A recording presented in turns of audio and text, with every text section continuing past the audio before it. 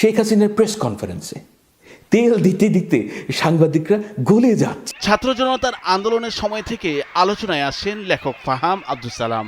এবার সেই আন্দোলনের মাস্টারমাইন্ড নিয়ে কথা বলেছেন তিনি। গেল সোমবার সকালে সামাজিক যোগাযোগ মাধ্যম ফেসবুকে এই সংক্রান্ত একটি পোস্ট দিয়েছেন ফাহাম। এরই মাঝে আন্দোলনের মাস্টারমাইন্ডকে নিয়ে অনেক জলঘোলা হয়েছে। সমন্বয়করা এ নিয়ে ভিন্ন ভিন্ন কথা বলেছেন। প্রধান উপদেষ্টা ডক্টর মোহাম্মদ ইউনূস মাহফুজ আলমকে বিশ্ববাসীর কাছে মাস্টারমাইন্ড হিসেবে উপস্থাপন করেন, যা নিয়ে অনেককেই সমালোচনা করতে দেখা গেছে।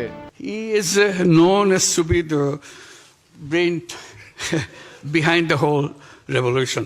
ফেসবুকে মাস্টারমাইন্ড নিয়ে অতিরিক্ত সেন্সিটিভিটি নিয়ে খুবই আপত্তিকর লাগে। এদেশে সেন্সিবল মানুষদের প্রায় সবাই বোঝে যে এই আন্দোলনে কোনো মাস্টারমাইন্ড ছিল না।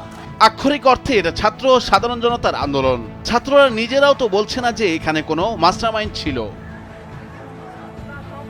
ইউনূস সাহেব 84 বছরের ফাদার ফিগার। উনি তো অবশ্যই বাচ্চা ছেলে মেয়েদের গ্লোরিফাই করবেন। আমি হলেও এক্স্যাক্টলি তাই করতাম। সামনে বিদেশি মানুষ বসা আর আমার সঙ্গে দাঁড়িয়ে আছে ছাত্র আন্দোলনের দুইজন সমন্বয়ক।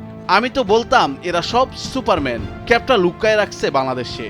তোমাদের ইমিগ্রেশন যদি নিয়ে যায়, সব জায়গায় এদের গাড়িতে একটু ধাক্কা দিয়ে যেতে হবে। মানুষকে যদি বড় না করেন, তরুণদের যদি গ্লোরিফাই না করেন, একটা দেশের ব্র্যান্ডিং কিভাবে হবে? সামনের অডিয়েন্সটা কারা একটু বোঝার চেষ্টা করেন। পৃথিবীর প্রথম এই রেভলিউশনটা হয়েছে তৃতীয় বিশ্বের একটা দেশে। এটা তো কনভেনশনাল উইজডমের সম্পূর্ণ বিপরীত। পৃথিবী ফ্যাক্ট দিয়ে চলে না, চলে গল্প দিয়ে। আর ইউনূস সাহেবের চেয়ে ভালো কেউ গল্প বলতে পারে না।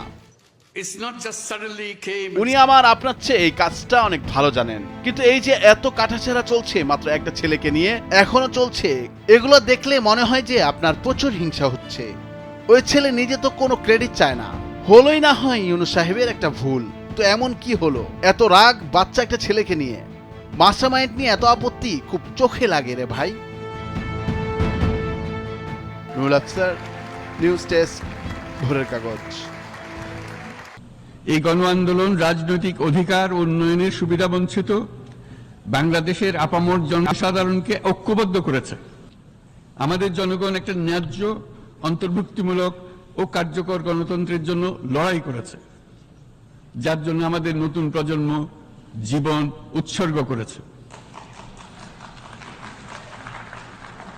আমাদের এই তরুণীরা যে প্রজ্ঞা, সাহস ও প্রত্যয় দেখিয়েছে, তা আমাদের অভিভূত করেছে, সারা বিশ্ববাসীকে অভিভূত করেছে।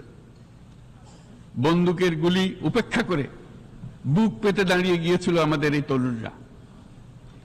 অবৈধ রাষ্ট্র ক্ষমতার বিরুদ্ধে প্রবলভাবে সোচ্চার হয়েছিল আমাদের তরুণ তরুণীরা।